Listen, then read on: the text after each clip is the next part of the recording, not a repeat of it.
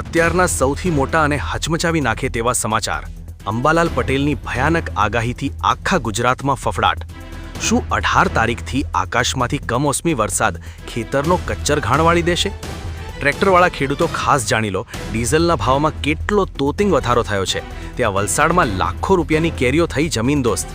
પણ ઊભા રહો, નિરાશ ન થતા, કારણ કે ટેન્શન વચ્ચે આવ્યા છે સૌથી મોટા ખુશખબર. ગુજરાતના પશુપાલકો પર થયો છે પૈસાનો વરસાદ.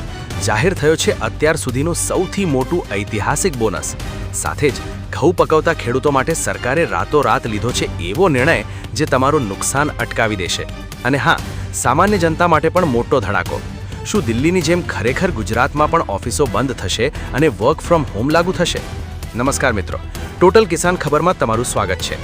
આજનો આ વિડીયો તમારા માટે સૌથી વધુ કામનો સાબિત થવાનો છે. કુદરતના ડબલ અટેકથી બચવું હોય અને સરકારના પૈસા સીધા ખિસ્સામાં જોઈતા હોય તો વિડીયોને 1 સેકન્ડ પણ સ્કીપ કર્યા વગર છેલ્લે સુધી જોજો.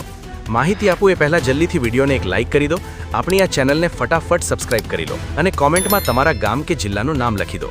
તો ચાલો બધા મુદ્દા પર નજર કરીએ અને ફટાફટ શરૂ કરીએ આજના સૌથી ચોંકાવનારા સમાચાર. શું તમારો ઉનાળો પાક હજુ ખેતરમાં જ છે? તો આ સમાચાર સાંભળીને તમે સીધા ખેતરે દોડવા મજબૂર થઈ જશો. હવામાન નિષ્ણાંત અંબાલાલ પટેલે ખેડૂતો માટે ડરામણી અને રાહત આપતી બંને પ્રકારની આગાહી કરી છે. મિત્રો, ગરમીથી થોડી રાહત તો મળશે, પણ 18થી 23 મે દરમિયાન પ્રી મોન્સૂન એક્ટિવિટી સક્રિય બનશે. ખાસ કરીને સૌરાષ્ટ્ર અને દક્ષિણ ગુજરાતમાં ગાજવીજ સાથે કમોસમી વરસાદ ખાબકી શકે છે.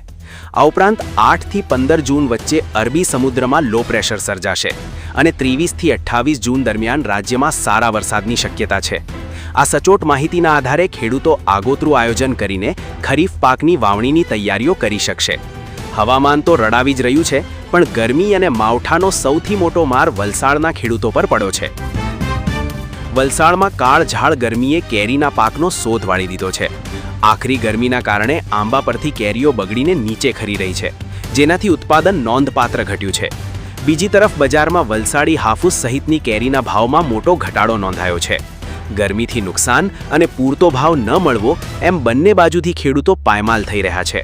અને હવે જો અંબાલાલ પટેલની આગાહી મુજબ 18થી 23 મે વચ્ચે કમોસમી વરસાદ ત્રાટકશે તો કેરી સહિતના અન્ય ઉનાળુ પાકને વ્યાપક નુકસાન થવાની પૂરી ભીતિ છે. ખેડૂત મિત્રો, પાકનું રક્ષણ આજે જ કરી લેજો.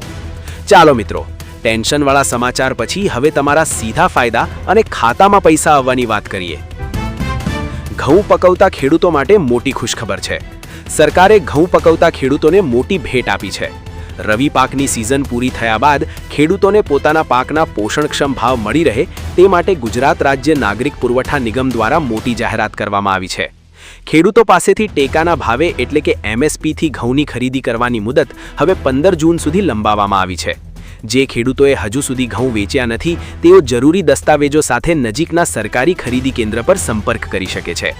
બજારમાં નીચા ભાવે માલ વેચવા કરતાં ટેકાના ભાવે આપીને સારો નફો કમાવાની આ મોટી તક છે. ખેડૂતોની સાથે સાથે પશુપાલકો માટે પણ દિવાળી જેવો માહોલ સર્જાયો છે, કારણ કે સુમુલ ડેરીએ કરી છે બોનસની જાહેરાત. સુરત અને તાપી જિલ્લાના પશુપાલકો માટે એક મોટા અને હકારાત્મક સમાચાર સામે આવ્યા છે.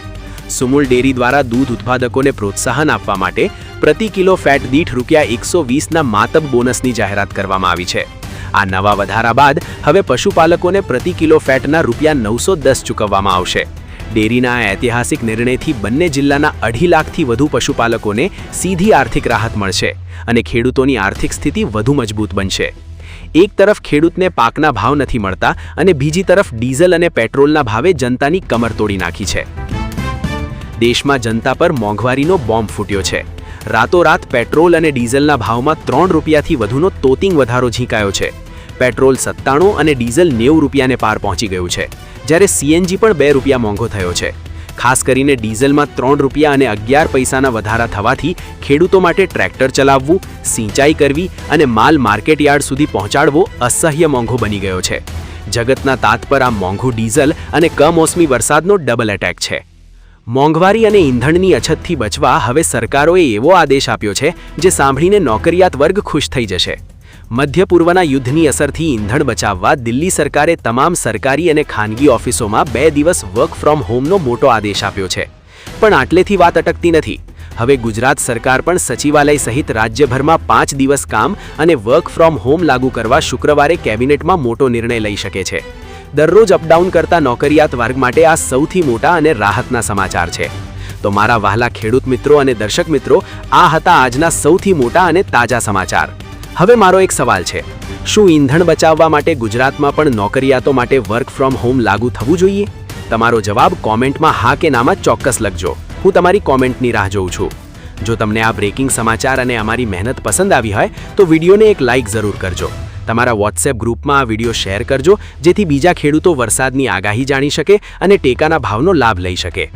આવતીકાલે ફરી મળીશું આવા જ સચોટ સમાચાર સાથે. ત્યાં સુધી તમારું, તમારા પરિવારનું અને તમારા પાકનું ધ્યાન રાખજો. હું છું તમારો મિત્ર, રજા લઉં છું. રામ રામ, જય જવાન, જય કિસાન.